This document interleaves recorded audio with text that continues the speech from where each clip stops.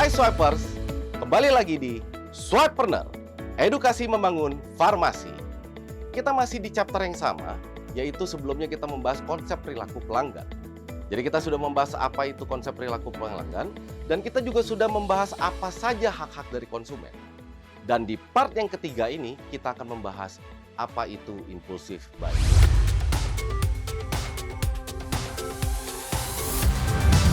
Ini menarik sekali, karena dari dulu sampai sekarang, memang kita sebagai konsumen itu suka melakukan impulsive buying.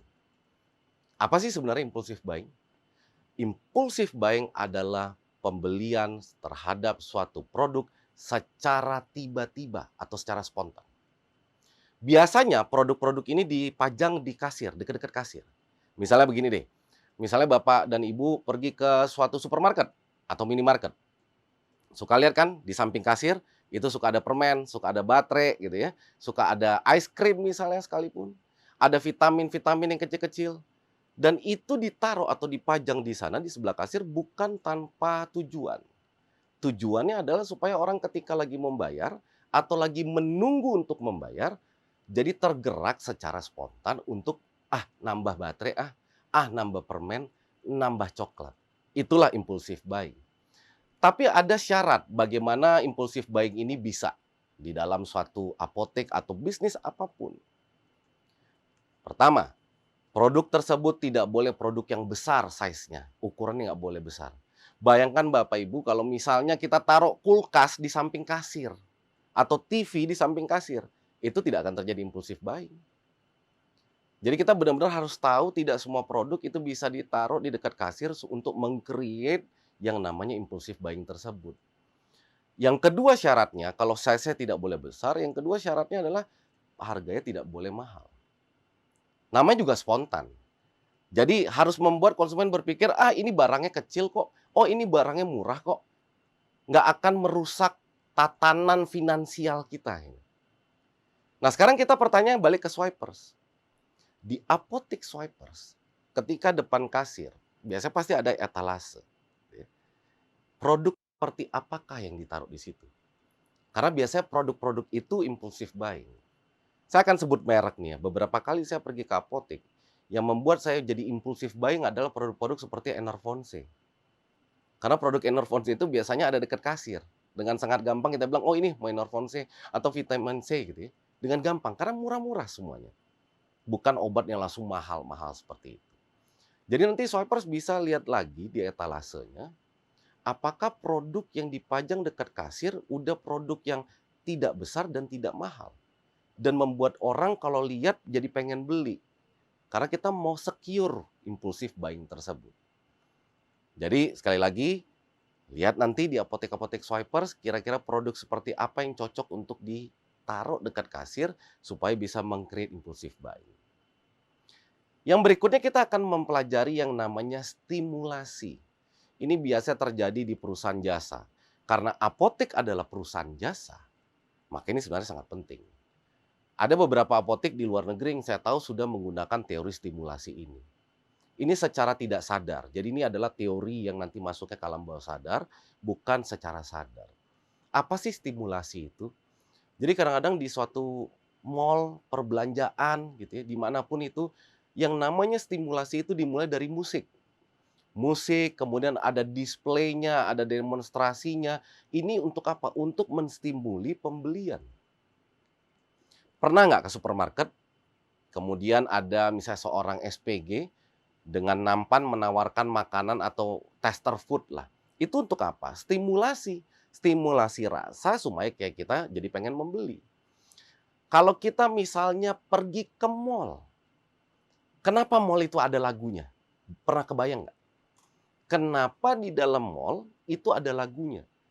Karena studi membuktikan kita itu belanja dan makin akan banyak membelanjakan uang kita kalau memang kita perasaannya happy.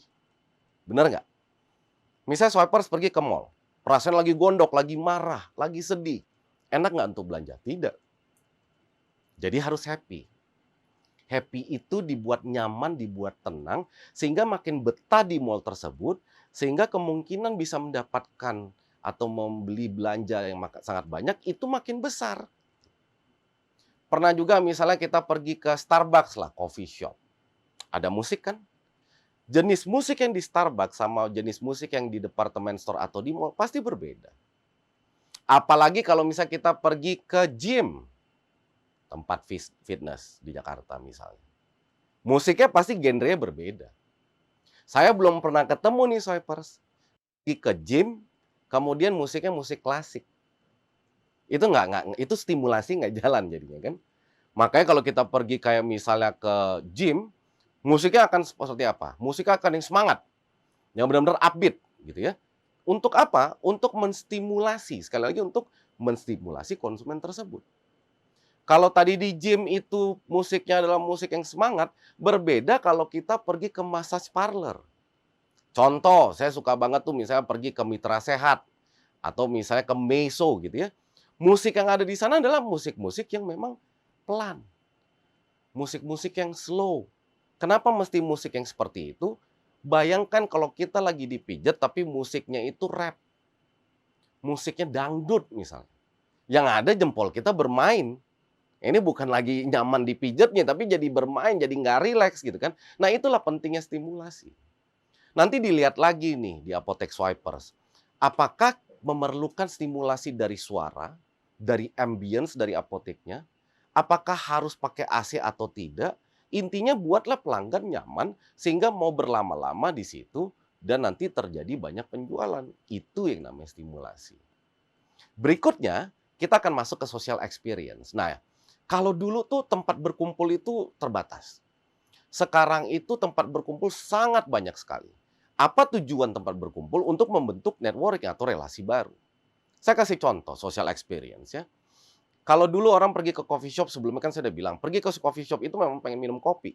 Sekarang tempat ngopi itu lebih banyak digunakan untuk nongkrong, untuk berkumpul, untuk networking. Jadi ada pergeseran di situ. Kalau dulu orang pergi ke gym itu bukan hanya untuk apapun, memang untuk kesehatan saja. Kalau sekarang gym itu sudah menjadi gaya hidup, sudah menjadi lifestyle. Bahkan kita ketemu orang juga di gym. Kalau dari dulu kayaknya tempat networking, social experience itu mungkin salah satunya hanya golf. Sekarang golf juga masih ada, masih banyak orang social experience berada di situ. Dan yang berikutnya, yang terakhir, kita akan ngomongin status, power, dan self reward. Jadi begini. Konsumen itu butuh status dan kekuatan. Konsumen sangat butuh status dan kekuatan. Untuk apa? Jadi dia pengen ketika dia berbelanja, secara alam bawah sadarnya, mereka pengen mendapatkan status dan kekuatan. Dan kalau misalnya sudah dapat status dan kekuatan, mereka pengen diakui. Makanya sekarang gini, Swipers menyadari nggak sih kalau di Indonesia itu mall itu berbagai tingkatan. Ada beberapa tingkatannya. Mall kelas misalnya bawah, menengah, dan atas. Dan beda mall, pasti juga beda status self dan reward-nya. Karena beda mall, biasanya toko dan tenannya juga berbeda-beda. Pernah tahu kan kalau misalnya orang masuk ke toko mahal, itu biasanya dagunya akan ke atas. Dan pas keluar, itu kantong belanjanya akan ditenteng-tenteng. Tapi ketika kita masuk ke tenan yang murah, kalau bisa pas keluar dari situ, kita sembunyiin kantong belanjaannya.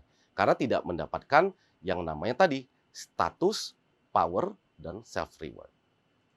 Cukup sekian untuk di chapter kali ini. Nantikan video-video kami selanjutnya. Tapi sebelumnya jangan lupa untuk subscribe, like, dan share. Dan jangan lupa juga untuk menyalakan fitur lonceng notifikasi untuk mendapatkan video-video kami berikutnya. Swipreneur, edukasi membangun farmasi. Salam sehat. Swipe RX.